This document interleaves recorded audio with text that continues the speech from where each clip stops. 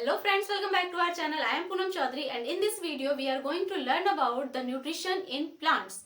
Okay, so plants जो होते हैं they are autotrophs and they perform photosynthesis. They can synthesize their own food in their body. वो अपने body के अंदर फूड को सिंथेसाइज कर लेते हैं from the simple raw materials या simple inorganic substances like CO2, H2O and sunlight.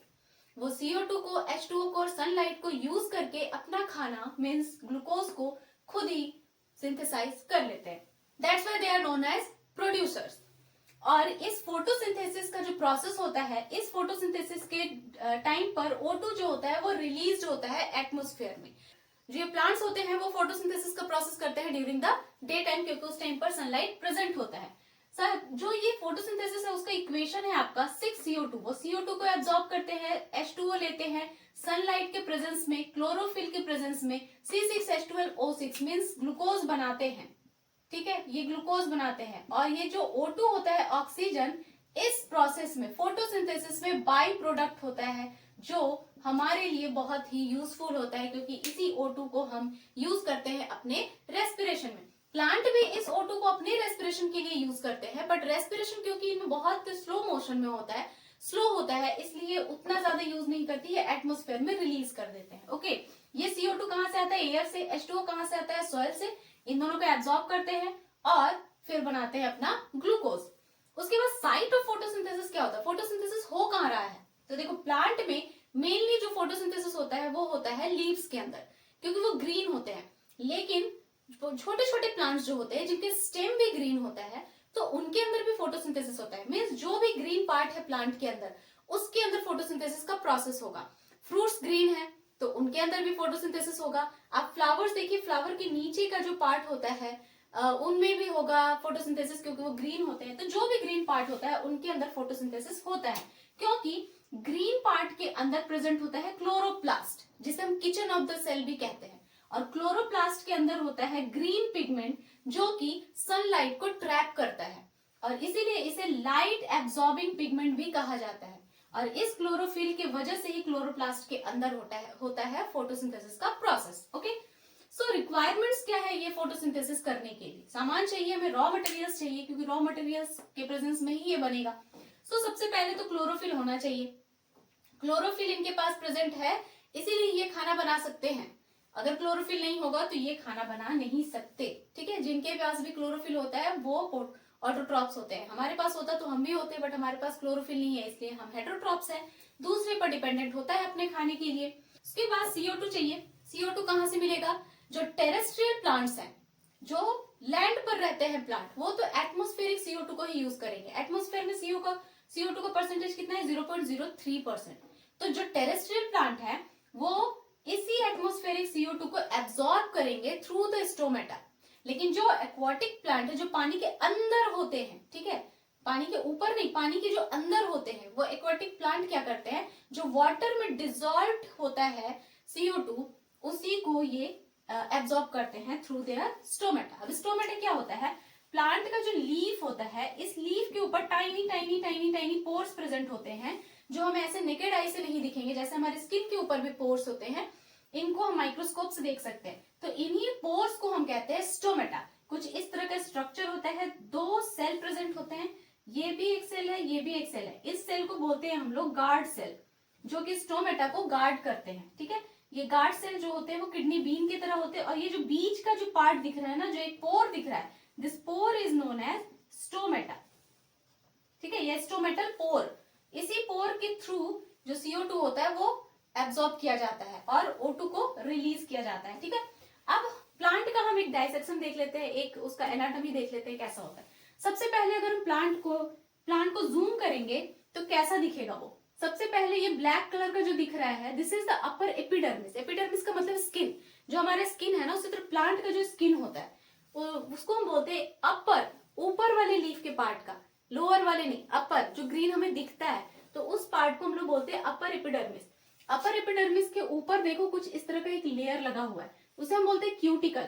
Cuticle एक वैक्सी सब्सटेंस होता है जो लीफ के ऊपर प्रेजेंट होता है और उसको प्रोटेक्ट करता है from the sunlight, water, chemicals. Okay, उसके अपर एपिडर्मिस के नीचे just long long cells present है. ये लॉन्ग लॉन्ग सेल्स ही हैं आपके क्लोरोप्लास्ट, जिसके अंदर क्लोरोफिल प्रेजेंट होगा। ओके, बीच में कुछ और भी सेल्स प्रेजेंट है। ये बीच में आपका जाइलम और फ्लोएम है जो कि कंडक्शन का काम करवाता है वाटर और फूड का।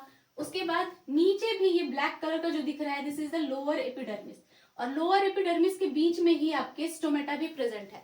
तो लीफ में लोअर सरफेस पर स्टोमेटा का नंबर ज्यादा होता है, अपर सरफेस पर स्टोमेटा का नंबर कम होता है। लोअर सरफेस पर इसीलिए होता है क्योंकि वो उसके थ्रू अगर एब्जॉर्ब करेंगे तो वाटर का जो ट्रांसपिरेशन का प्रोसेस है वो कम होगा, मीन्स वाटर का लॉस कम होगा।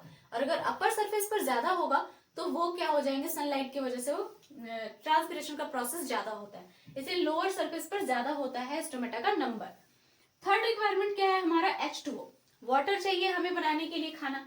तो वाटर कहां से होगा, water from the soil through their root hairs.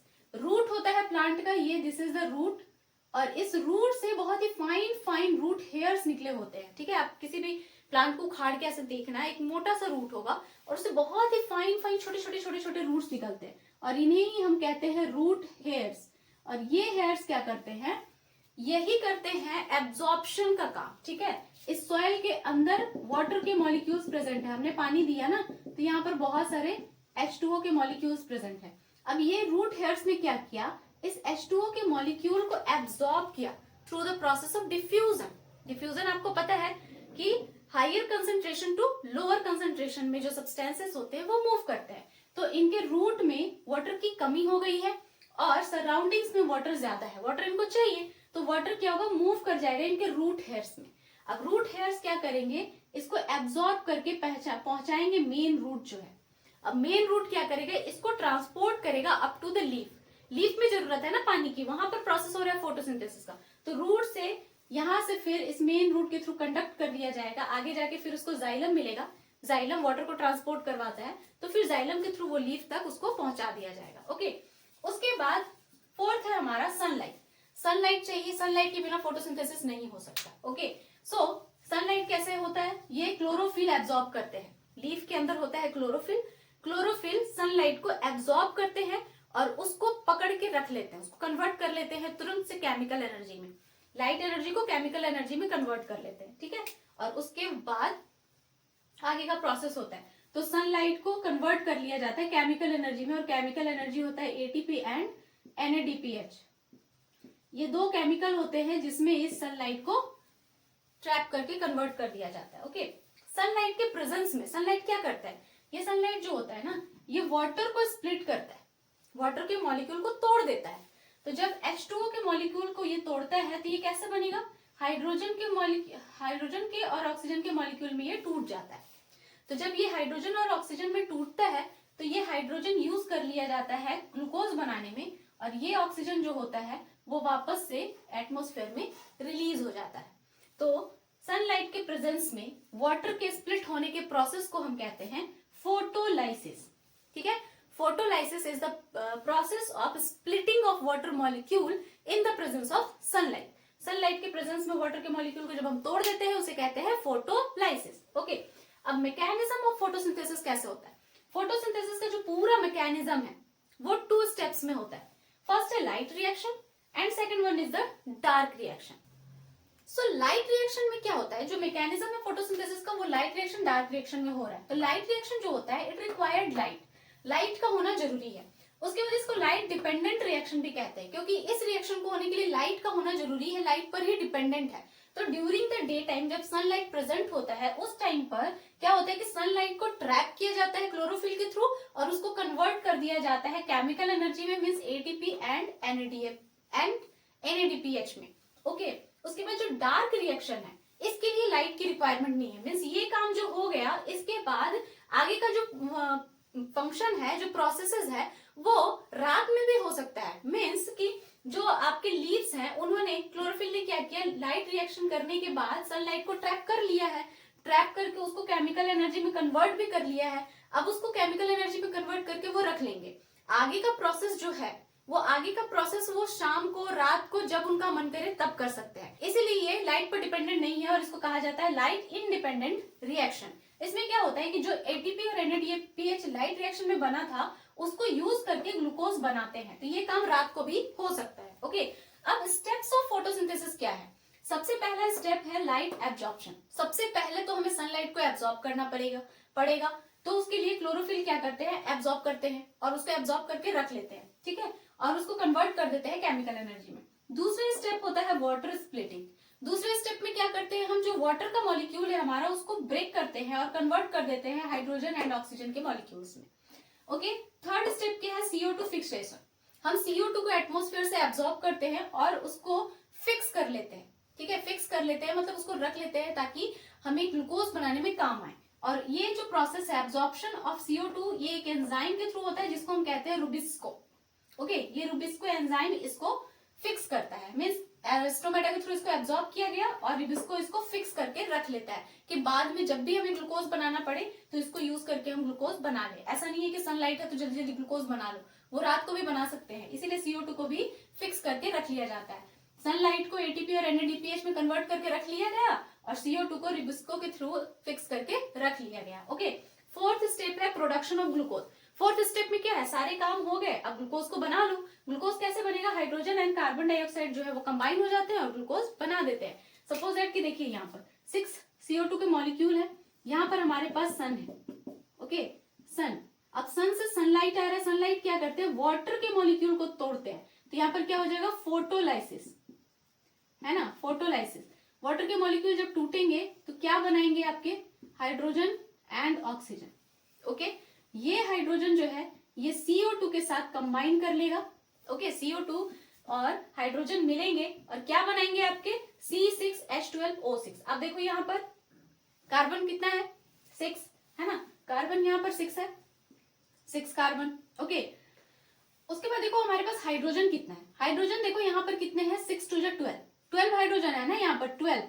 तो 12 हाइड्रोजन जब इसके साथ मॉलिक्यूल के साथ बनाएंगे, कंबाइन होंगे तो क्या बनाएंगे, C6 यहाँ पर आ गया और उसके बाद H12 आ गया। उसके बाद ऑक्सीजन 6 है, यहाँ पर देखो H2 के साथ जो ऑक्सीजन था वो कितना निकला, यहाँ पर 6 ऑक्सीजन निकला है ना, 6 ऑक्सीजन है, ये 6 ऑक्सीजन निकला है। यहाँ पर कितने ऑक्सीजन है, 6 2 12, हमें यहाँ कितना यूज करना है, 6, तो 6 ऑक्सीजन यूज करेंगे और 6 ऑक्सीजन जो है और इसके साथ कंबाइन होके 6 2 12 ऑक्सीजन जो है वो एटमॉस्फेयर में रिलीज हो जाएगा। तो इस तरह से बैलेंस्ड हमारा इक्वेशन होता है फोटोसिंथेसिस का। तो हमने क्या किया, सनलाइट को एब्जॉर्ब किया, वाटर को स्प्लिट किया और फोटोलाइसिस का प्रोसेस किया। वाटर से मिले हमें hydrogen and oxygen, hydrogen CO2 के साथ कंबाइन करेगा और बनाएगा ग्लूकोज, और जो ऑक्सीजन है वो वाटर एयर में रिलीज कर दिया जाएगा, दिस इज द ग्लूकोज। उसके बाद इस ग्लूकोज को स्टोर कर लिया जाएगा। ओके, क्योंकि सारे ग्लूकोज जितना हम बना रहे हैं ग्लूकोज क्या सबको यूज कर लेंगे, नहीं, फर्दर आगे के प्रोसेस, आगे के टाइम के लिए भी उसको यूज करने के लिए रखेंगे ना, कि हर समय तो सनलाइट नहीं रहेगा, बारिश का मौसम भी आएगा, बारिश के मौसम में तो धूप भी नहीं निकलता 3-4 दिनों तक, तो उस टाइम प्लांट क्या करेगा, इसको स्टोर करके रख लेगा in the form of starch. ठीक है, तो प्लांट में जो ग्लूकोज है वो स्टार्च के फॉर्म में स्टोर हो जाता है। कहाँ स्टोर होता है, प्लांट के पार्ट्स में, जो भी हम ईट करते हैं, ईटेबल प्लांट के पार्ट होते हैं वहां पर स्टार्च स्टोर होता है। जैसे पोटैटो का जो स्टेम जो मॉडिफाइड होता है उसमें स्टार्च होता है। उसके बाद स्पिनच है, जितने फ्रूट्स हैं तो फ्रूट्स में सारे में स्टार्च स्टोर होता है। लीव्स खाते जैसे स्पिनच है तो उसके लीव्स में स्टार्च स्टोर होता है। शुगर केन है उसमें पूरा स्टार्च स्टोर होता है। तो इस तरह से प्लांट के पार्ट में स्टार्च जो है वो ग्लूकोज स्टार्च के फॉर्म में स्टोर हो जाता है फर्दर बाद के यूज के लिए। हमारे लिए प्लांट थोड़ी ना बनाता है कि चलो मैं बना लेता हूँ और आगे जाके एनिमल्स और ह्यूमन मुझे खाएंगे और यूज करेंगे, नहीं, वो अपने लिए ही बनाता है लेकिन हम उसको यूज करते हैं। ओके, सो ये था पूरा आपका फोटोसिंथेसिस का process. I hope this lecture found helpful to you. If you like the video, then hit the like button and do subscribe my channel and stay tuned for further videos. So मिलते हैं next video में. Till then, bye bye and take care.